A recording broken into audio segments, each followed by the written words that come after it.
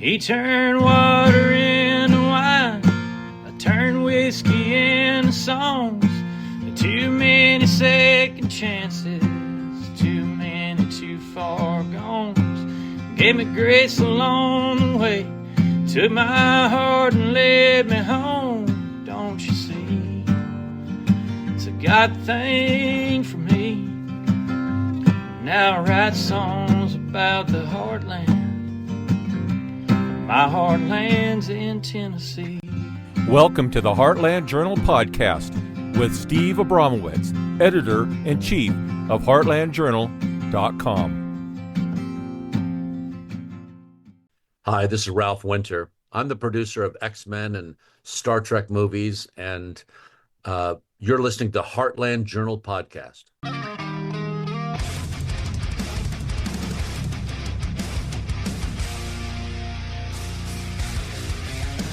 Welcome back to Yaffee Live. I am Tennessee's Truth Czar. This is Chattanooga's Disinformation Board, of course. By the way, earlier on in the show, we were talking about Steve Cohen throwing the temper tantrum today. But he filed articles of impeachment against Chief Justice John Roberts over redistricting. Then yesterday on the show, we talked about this 3-judge panel. They threw a temper tantrum as well because they granted a motion by a left-wing activist group to block the use of the 621 Republican congressional-leaning map passed by lawmakers in 2023. I wanted to remind you what Kay Ivey said about it. The governor of Alabama said Alabama's redistricting battle continues after federal judges temporarily blocked use of our 2023 congressional map. She said, I fully support Attorney General Marshall appealing this unsurprising decision to the U.S. Supreme Court, and I remain hopeful they will allow Alabama to move forward with our August 11th special primary election. I will continue to say Alabama knows our state, our people, and our districts best. So the fight over this continues in the courts in Tennessee, in Congress, in Alabama, across the country.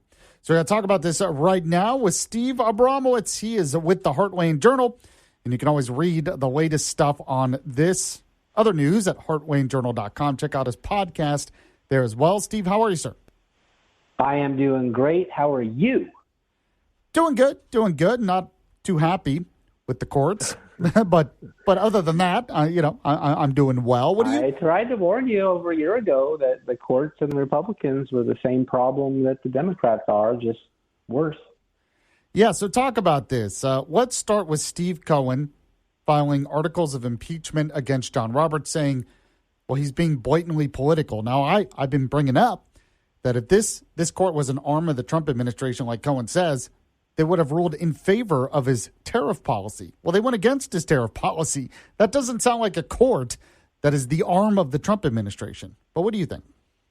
When I was a kid, they had this cartoon character, he's probably still around, called the Tasmanian Devil, and he used to spin himself into a lather, and he just couldn't think straight because he was just so spun up. That's the Democratic Party of 2026, only they're not from Tasmania. They're from, apparently, Memphis, if you're Steve Cohen. So what he's saying is so ironic. The Supreme Court in the Louisiana case called Calais literally said you can no longer, you never should have in the first place, redistrict based on race only. It can't be that. Do not do it. Virginia tried to do it for politics. Can't do that either. So what are you trying to say, Steve? Are you trying to say that everybody in Alabama that was elected pre-2023 is illegal? Because Kay Ivey just said we're going to go back to the 2023 one that we've been working on before you guys started screwing it up. So there is just no case to be made. And who's he taking it to? The Supreme Court of the United States, who a week ago said you can't do it. So now they're going to say, you know what, you're right, Steve, we didn't think of that. Because you're a white guy from Memphis and you represent a black district for the last, 20 years, we will right the wrong that we just tried to rewrite the wrong again. It's not going to happen. So it's a waste of time. He's freaked out. And I feel bad for him because I bet you there's a lot of longstanding Democratic donors that have a vested interest in Steve Cohen going back to D.C. in the fall, and he don't get to. Sorry. Well, yeah, and it's interesting. There are a lot of people that they think that he resigned from Congress. He's not going to run. because Democrats really want that representative to be Justin Pearson, knowing Justin Pearson will lose, but it'll be the whole issue of, well, this is taking away the black vote, even though, Steve Cohen was as white as can be, is as white as can be. They have to. There used to be this thing called Blue Dog Democrats, which were fiscally conservative Democrats. They got rid of all of them under Nancy Pelosi. Then there was pro-life Democrats. There used to be one named Sturtevant, I think his last name was. They got rid of all of them during Obamacare. So now we have one party, one rule. And Steve Cohen can't be that representative from a black district because, well, he's not black, I'm sorry to say. And he's sorry to say. So they are basically muscling him out. So the funny thing is, the whole argument was, well, I'm representing a black district and I'm a Democrat, but I'm not black. But who am I running against? A black woman Republican. So on the hierarchy of this politics of the left, where it's all identity all the time, and there's a hierarchy, Steve Cohen apparently fell to the bottom, being white, being Jewish, being a Democrat, not good enough. And the other side, the Republican side, having a black and a woman, that doesn't count because you have to be a black woman Democrat. And that's what they were just saying in South Carolina in the mayor's race, who was indicted and is going to jail. The NAACP came out and said, no, the only person who can even run for that office has to be another black woman. Well, that's not politics either. That's what the Supreme Court just ruled against. So the Democrats are basically living on the old rules that were temporary, thankfully, and they just don't have a case to be made to say, no, we're not a meritocracy, we're an identity politics party. Well, that's illegal. You can't do that in America, where we have a Constitution and a Bill of Rights and a Civil Rights Act of 1964 that literally said we're all equal. Color of our skin does not trump content of our character. You have to run on actual ideas that will help your constituents, not just because you were born with the same melatonin in your skin. Speaking with Steve Abramowicz of the Heartland Journal. So I tend to agree with you on the Steve Cohen thing. I mean, they're not going to impeach John Roberts. I mean, he's throwing a temper tantrum. It's kind of a waste of time. Who's it's not going to impeach him? The same people that just voted in the majority to turn it over because Clarence Thomas, who happens to be African-American, agreed with it, that it's illegal and unconstitutional and shouldn't be the merit that we're doing. Alabama is just being attacked, just like Louisiana was, just like Memphis and the rest of Tennessee are, on old 40, I guess 60 years at this point things. But some of those people, like over there, Claiborne in South Carolina, Republicans decided to vote with them against the Supreme Court to say, no, we're not going to overturn this illegal redistricting. Well, wait a minute. You're now emboldening illegal policy? That doesn't make sense either. So Georgia, same thing. Yeah, we'll do it, but we'll do it in 2028, next election. We're going to be illegal this year, but next year we'll get back to, nope, that ain't going to work. So some of the states that we've been talking about, like Tennessee, was very quick to make it change. Okay, this is the change. Sorry you don't like it. Win an election and you can change it. Georgia and Alabama have to kind of play by the same rules, but all of a sudden they're suing to block it, a 3-judge panel in Alabama. That ain't going to work. Well, the 3-judge panel did block it, though.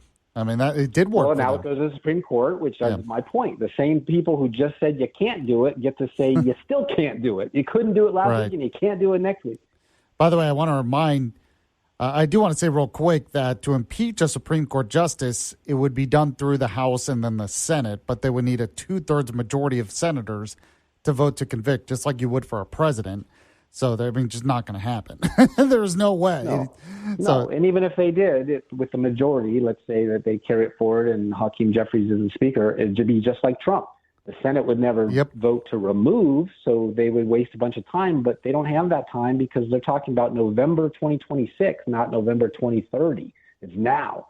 So they're just doing what they have to do to save face, basically, by saying, hey, well, can we please just go back to the rules that benefited Democrats and ignore the rules that are supposed to be good for the country just for a couple months, and then we'll clean it up? That's what Georgia's saying, and I don't think that's going to fly because, if an illegal law was being incorporated for decades, the sooner we fix it, the better, right? Justice delayed is justice denied. I have to laugh because my friend John DeBerry is running for mayor of Shelby County, which is the Memphis County that everyone's up in arms about, and he's black and he's Republican, and he was tossed out of the Democratic Party because he was pro-life. Well, that's what I was talking about in the very beginning. He isn't on board with the pro-choice, right, girls and women's sports, tax everybody out of existence like landlords in New York City that's happening right now, et cetera, et cetera. So he's chose the Republican Party. They're going to vote for him. That's who they want because they understand what meritocracy is all about. Right, exactly right, because you have, I mean, that's the whole point. You know, those that are pushing this, they're saying it's about race, but it's not really about race. It's about power for the Democrat Party and the left-wing agenda. They're not going to support a black Republican, of course, just like you said. Now, talking about an election as well, we had a primary election in Texas last night. Ken Paxton won overwhelmingly. So this is beyond the Trump endorsement, at least in my opinion. This tells me that the voters, the Republican voters in Texas, were sending a message. They had enough of John Cornyn. They want someone to really help push the Trump agenda forward. So, you know, it almost looks like Trump endorsed because he knew Paxton was going to win, not the other way around. Well, I was worried about that. I didn't know how he was going to do because of his history of endorsing a lot of rhinos. But the funny thing about that race is, remember Thune, who is the majority leader of the Republican Party, who came right out of the Mitch McConnell pack, the number 2 candidate that was up for that position was John Cornyn. So that's how ingrained the establishment Republicans are in the Senate. And so it is a message that the people aren't into that anymore, because the number 2 choice for majority leader by the establishment, the Mitch McConnell types, got tossed out by 40 points. But Texas is very interesting. There's a lot going on there. It's kind of fascinating. I don't know if you know this, but there was a sexual therapist who was running for election. She vowed to force American Zionists, a.k.a. Jewish Americans, I saw this, into federal immigration detention centers, as in concentration camps, but because she called them pedophiles that would be castrated, she got blown out dramatically, like by 20-plus points. Good. So Texas doesn't fall for this junk. That's the same place that got rid of Jasmine Crockett, not because she's black, because she's a loudmouth jerk. And it was under redistricting, and it was, totally legal. And the Supreme Court said, yeah, we'll do that not only there, but in Louisiana. So Texas is a really good litmus test for what is a Republican. And John Cornyn, who'd been there 20-something years, was looking for another 6. He ain't it. Ken Paxton, who's done a lot of good work as Attorney General, he is it. And all of this, I can only tell you, is a vein of the Republican Party that's more like DeSantis and a heck of a lot less like John Cornyn, Mitch McConnell, and to some extent, the rhinos that Trump has endorsed. His life would have been a lot easier the last going on 4 years when he's end of his presidency had he endorsed more Paxtons and less Cornyns, in my opinion. Now, do you think he has a pretty good chance then of beating Talrico? I mean, it seems like Talrico. Oh my gosh! Yeah, Talrico probably. He's Beto 2.0, only a vegan. Like he was just out yesterday saying like he wants to get rid of barbecue. In Texas, you want to get rid of barbecue? Like you may as well just capitulate the race. Is that true? Because all of a sudden I did see he came out and said he's not vegan. That's a lie, but. Well, a Democratic politician lying? That's a shocker. So no, I mean. What happened was he said something and somebody caught it and it got to the press, and then he had a poll taken and they said, hey, we like our barbecue, and he walked it back. I mean, his true colors will never be known. He also said that the Virgin Mary was pro-choice because she could have aborted Jesus if she wanted to, but chose to go along with what God and the angel told her to do, which was carry him to term. Like, what? In Texas, you're going to talk like that? I know. Yeah, I played it on my Twitter all the time. He's crazy, and Texas is not, as we just saw, because once Cornyn was figured out for the true politician he was, the voters said no thank you. And that's statewide. That has nothing to do with redistricting. Yeah, well, I agree with that. Steve Abramowicz is with the Heartland Journal. Read his stuff. Check out his podcast and more at heartlandjournal.com. Steve, appreciate it. We'll talk to you again next week. Have a great weekend. heartlandjournal.com. Busy day? We get it. That's why Heartland Journal delivers the best of the week straight to your inbox. Our Friday roundup, called 3 in 3, gives you sharp reporting on agriculture, small business, and heartland culture without the clutter. No clickbait, no coastal bias, just stories that respect your time and your values. Sign up free at heartlandjournal.com. Join thousands of readers who start their weekend informed, grounded, and ready. Heartland Journal's 3 in 3, your news week simplified. I'm Steve Abramowicz, your host of the Heartland Journal Podcast. Thanks for listening. Pastor Paul Becker from Concordia Lutheran Church in Kingsport, Tennessee, and you're listening to the Heartland Journal Podcast. This is Pastor Sharam Hadian with Truth and Love Ministry, and I'm excited to be on Heartland Journal Podcast today. heartlandjournal.com. Busy day? We get it. That's why Heartland Journal delivers the best of the week straight to your inbox. Our Friday roundup, called 3 in 3, gives you sharp reporting on agriculture, small business, and heartland culture without the clutter. No clickbait, no coastal bias, just stories that respect your time and your values. Sign up free at heartlandjournal.com. Join thousands of readers who start their weekend informed, grounded, and ready. Heartland Journal's 3 in 3, your news week simplified. I'm Steve Abramowicz, your host of the Heartland Journal Podcast. Thanks for listening. They're blowing it, and they very well could blow, up by 21 in the fourth quarter. They could blow their lead come midterms. And looking at these election results just now, I'm just trying to warn them by saying, you're blowing it. You are blowing it. You're not giving the voters what they wanted. And I go through some examples, basically because the guy who ran for Iowa's Republican governor is MAGA, more MAGA than Trump, and he won. And he wasn't expected to endorse the other guy. And so that's a good thing versus a Byron Donalds in Florida, who is basically running on one thing. You can go on his website and see, and it's Trump's endorsement. And I don't think that's going to work because we've seen too many places around the country that care about their own state and less about the shenanigans going on in D.C., and they really do want what MAGA promised, more like DeSantis. So Byron Donalds, I'm warning him, maybe he's listening right now, sir, deliver on rights issues, things that you voters are, care about. Sorry, Steve, you were sounding good for a second. You're really breaking up for a second there. But it sounds like your main point is that the Republicans are not going to do in the midterm and the general because they're not going to be excited about these candidates that we thought were MAGA, but not really MAGA. So if we want to do better in the midterm and the general against Democrats, we need to make sure the best candidates are put up. Is that kind of your main point? That's my main point, yeah, because we just saw, like I said, in Iowa, they had the establishment behind another guy. They had the governor, they had Senator Joni Ernst, they had Trump himself, and the non-establishment endorsed guy won. His name is Zach Lane, and Byron Donalds is running the same type of campaign where it's, I was endorsed by Trump, therefore I should win, and I don't think the voters are going to go with that because the states that Lane picked up, underdog, and he won.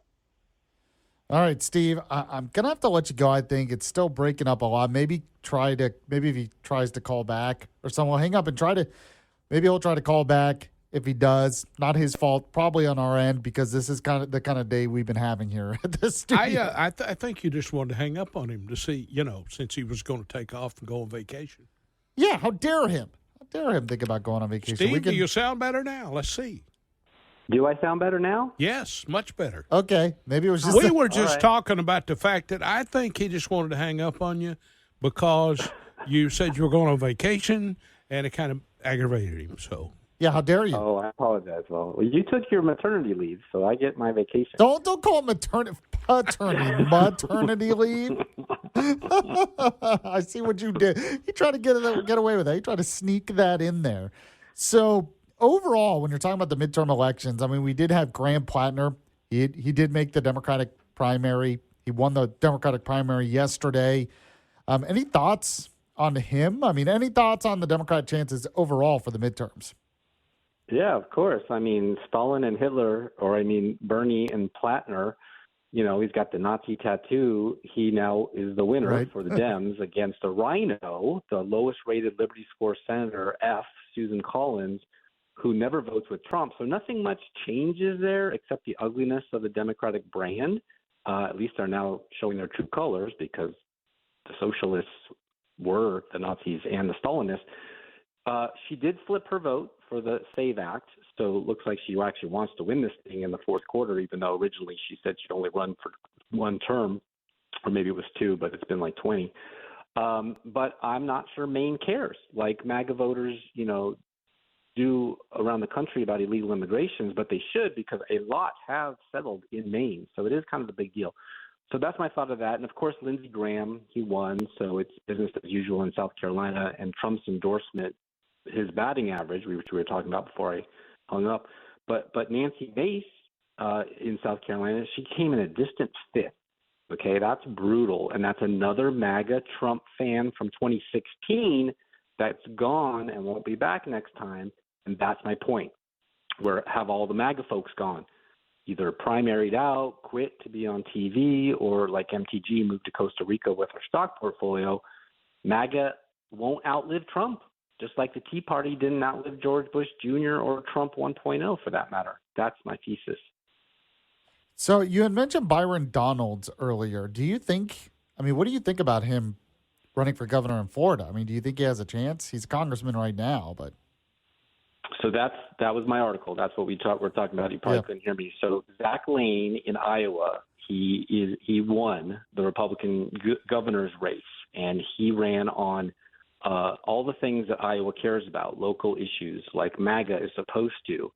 And the establishment got behind this guy, Rep. Randy Feenstra. Right. And so that Joni Ernst got behind him, the governor of Iowa, all this, and they lost. Won. So that's what I'm trying to tell Byron Donalds is you got to stop on your website saying Trump endorsed me, vote for me. I'm the heir apparent, I'm a shoo-in.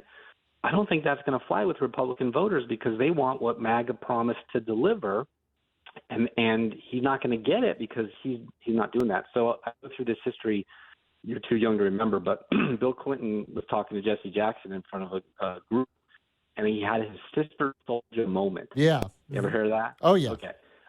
Byron Donalds needs to have his sister soldier moment with Donald Trump by saying, I'm not an establishment DC Trump guy. I'm my own guy, and I'm fighting for Florida's right, or else he's going to lose just like Iowa, who now, with DeSantis term limited out and gone, he's the new DeSantis. This guy, Zach, is a great example of what can be done when you campaign on what your state wants you to campaign on, and then they'll deliver for you. And he beat the establishment. Unlike, say, Nancy Mace, who was just hoping that Trump would endorse her. He didn't, and now she's going home. Speaking with Steve Abramowicz, he's with the Heartland Journal. Now, any thoughts about what's going on in California? A lot of people are claiming fraud, and that's why Spencer Pratt maybe lost, and probably is some fraud. But I keep reminding people, a lot of what you can do over there that's shady is also legal, and that's kind of the problem, isn't it? That the election system itself is so screwed up that they can get away with a lot of this stuff.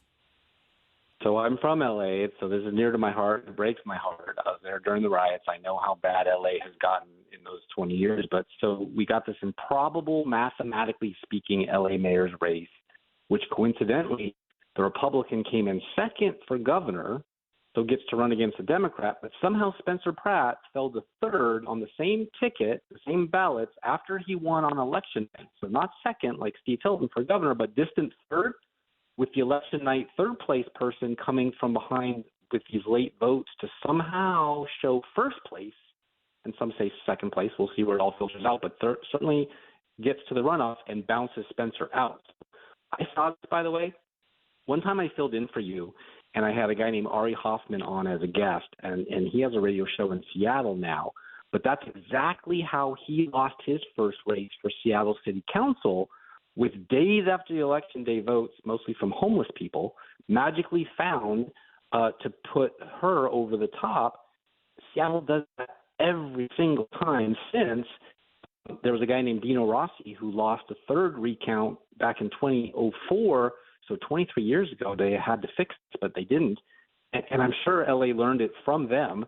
And now a real socialist gets to go against a Cuban Marxist, who's the current mayor, for our country's largest city mayor job, to misuse all that taxpayer money on their friends.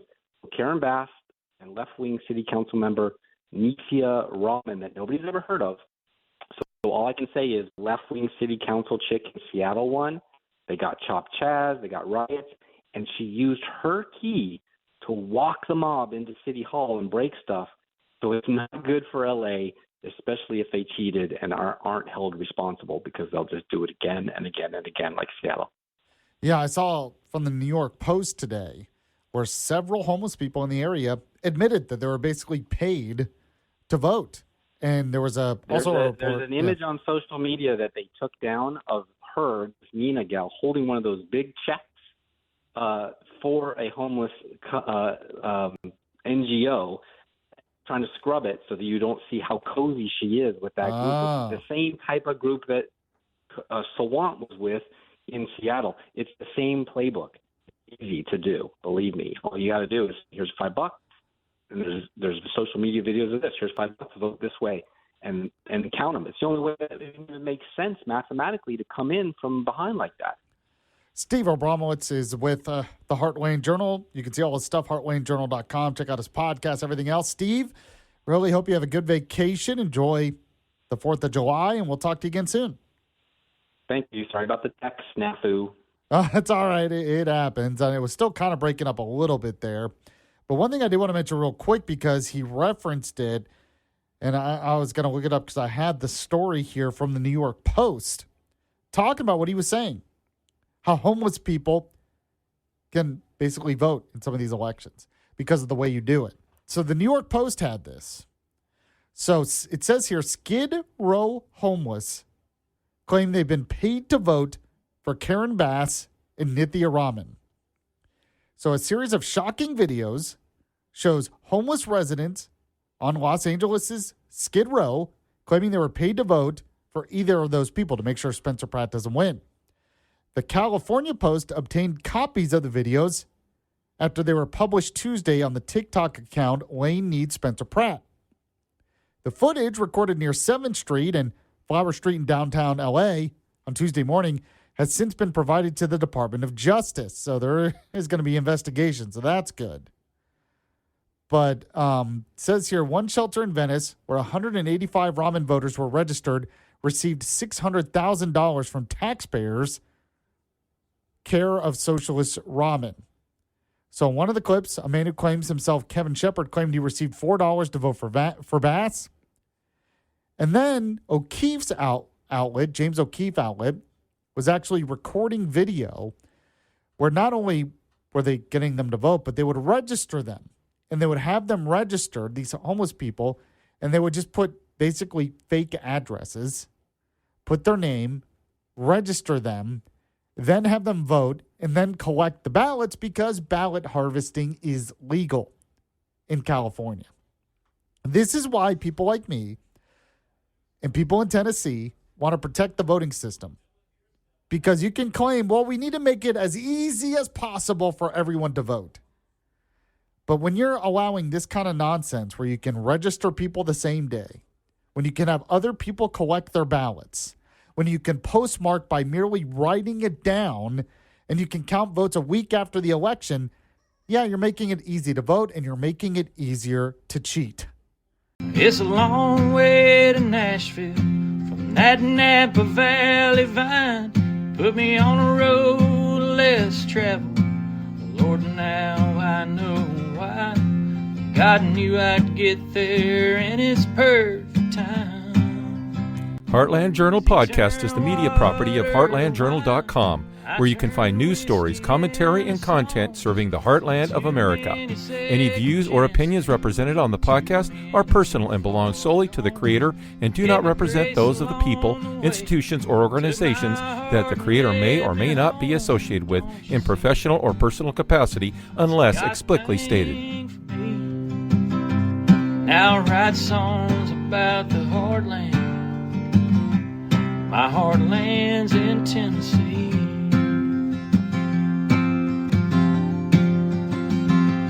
Now I write songs about the heartland. My heartland's in Tennessee.